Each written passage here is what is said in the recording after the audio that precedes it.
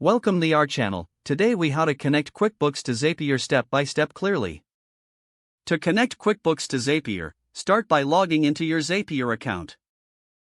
If you don't have an account, create one by visiting the Zapier website.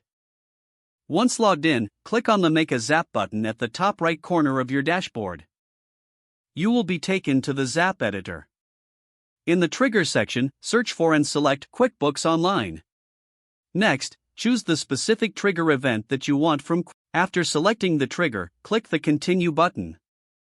Now, you will be prompted to connect your QuickBooks account. Click on the Sign in to QuickBooks Online button. This action will redirect you to the QuickBooks login page. Enter your QuickBooks Online credentials and sign in. You may need to grant permission for Zapier to access your QuickBooks data.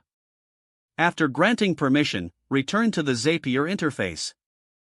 Select your QuickBooks account from the drop-down menu and click Continue.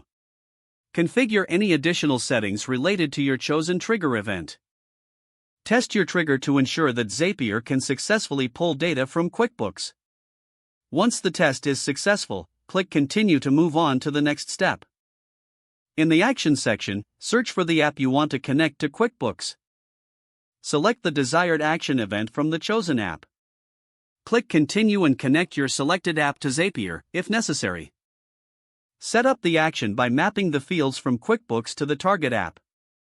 Review your settings and make any necessary adjustments.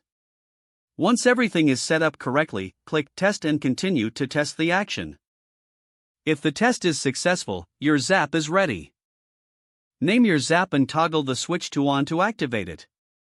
Congratulations, you have successfully connected QuickBooks to Zapier.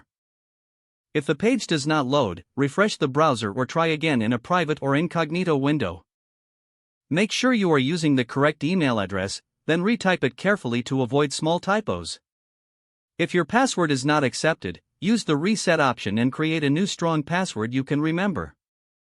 Check your spam folder for verification or security emails, then complete any requested confirmation steps. Don't forget to like this video and subscribe to our channel for more step-by-step tech guides.